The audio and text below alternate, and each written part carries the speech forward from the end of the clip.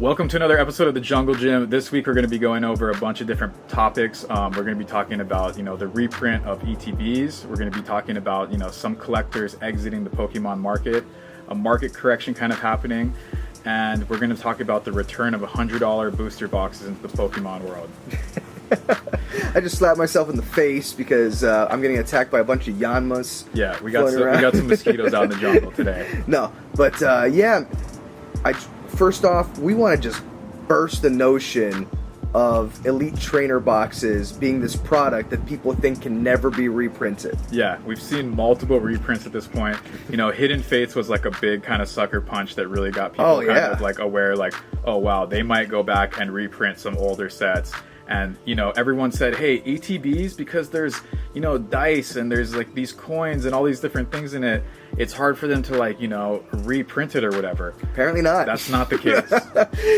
They'll just, and it'll be whatever different thing they have or who knows. But look, like I said, we've been hearing on some pretty good sources that we think you could expect some more of these Elite Trainer box reprints, possibly even going back to Sun and Moon. Yeah, and so, through our research and, through kind of watching the market, ETBs have only been around for 8 years or something like that. Yeah. 2013 was the first ETB that came out.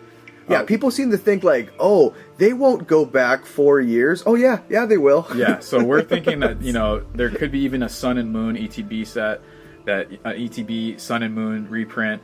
I wouldn't be surprised if there's an Evolutions ETB reprint at some point, which would be, really offensive to the Pokemon collector community. But at the same time, not unexpected at all at this point. Right. Maybe they don't want those to be the products that people sink their money into. Maybe they're okay with booster boxes aging well or something along those lines. And but you know what? Okay, hopefully that helps. We're out here. Protect us from the mosquito god. All right, so yeah, and another thing that we've seen happening is that we've seen some collectors kind of exiting the market. Some people kind of got into Pokemon during the hype of 2020 while they were stuck at home, and they're moving on to probably, traveling, going to music festivals, cryptocurrency, different things that, they're just kind of transitioning their interest in. Yeah, people living their normal lives. But, it's still good, though, that I just think there's still a lot of Pokemon hobbyists left. Absolutely. You know what I mean? And so it's like everyone who's in that camp, right? Who's like the lifelong Pokemoners. Hey, this is your chance, right? Yep. And so there will still be this really strong base of, Pokemon enthusiasts. And then what will happen is that during this 2020 run, there will still be a lot of new Pokemon enthusiasts that are going to stick around and stay in the, the community. So overall, it will be a good thing, I think, in the long run, because now we're going to have availability to Pokemon products at retail again. That's the thing right there. There won't be this big scalper, easy flip market. People will be more into longevity, collecting rare things, trading. And I think that we're going to see this lull in the market, but it will be beneficial if you truly love Pokemon and you're not just here to make money on it or whatnot. Right, because what happens if you have people in for the short-term flip, right? They drive that price way up because they want to sell and exit, right? Well, guess what? A lot of those people have exited. Yeah. When they could have sold their Hidden Fates box back when it was $500, they were happy to exit the market at that moment. I'm seeing Shining Fates ETBs available for $100. I'm seeing a lot of products that are good, good sealed product investments that are coming down to really reasonable prices. And sometimes it feels like, they say catching a falling knife when a market is kind of correcting and coming down for you to put in an investment and to make a purchase. But now's the time, that's what we've been kind of trying to say all along in our episodes is don't buy during these hype inflated prices.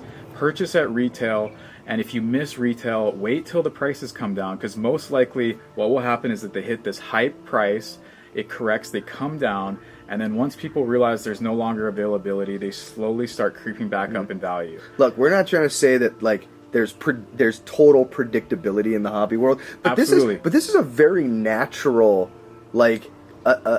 curve that happens on almost the release of every single product, right? Yes. It's just everybody buys in at this one price. It spikes in the initial months because everybody wants it, but then it inevitably comes back down when the reprint waves arrive. Yeah.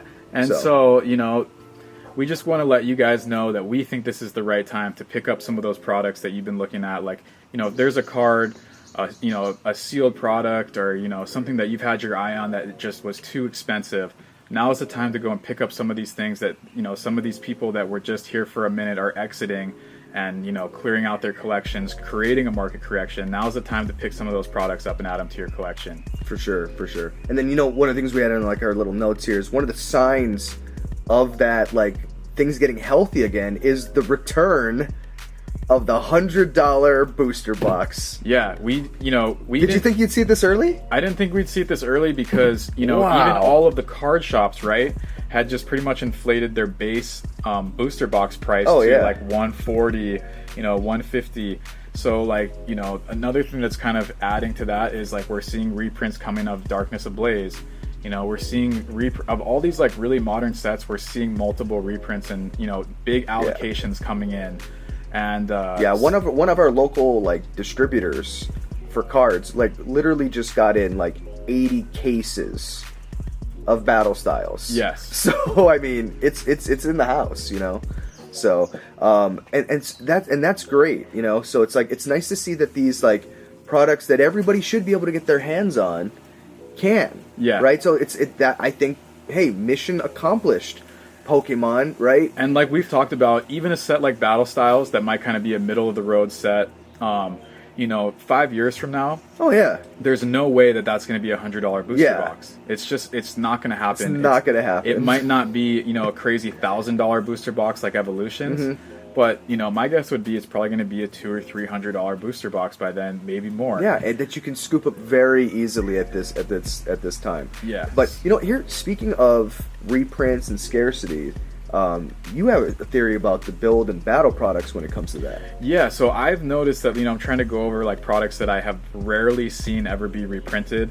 And I think the build and battle boxes are a strong one to invest in as a sealed product because they have a unique promo card inside of them. Pre-release. And I rarely see them be reprinted, you know? So as far as something goes that's small, that tends to go up in value pretty significantly. No, it's almost like impossible. I mean, it's almost impossible to reprint because when you think about it, it is a pre-release pack. Right. Any other time after that doesn't make any sense. Unlike an Elite Trainer box, which anytime you print and release it, of course people are going to buy it. It's always a viable product. Yes. So, you know, we're just kind of throwing that out there. Be careful with ETBs. They've reprinted a bunch of ETBs. We have some inside information that more ETBs are going to be reprinted in the future. So, you know, start looking at other products and always try to get in at retail. If you're getting, you know, an ETB that's at retail or close to retail, then you have nothing to worry about reprints. Yeah. And, you know, you should just feel safe in your long-term investment.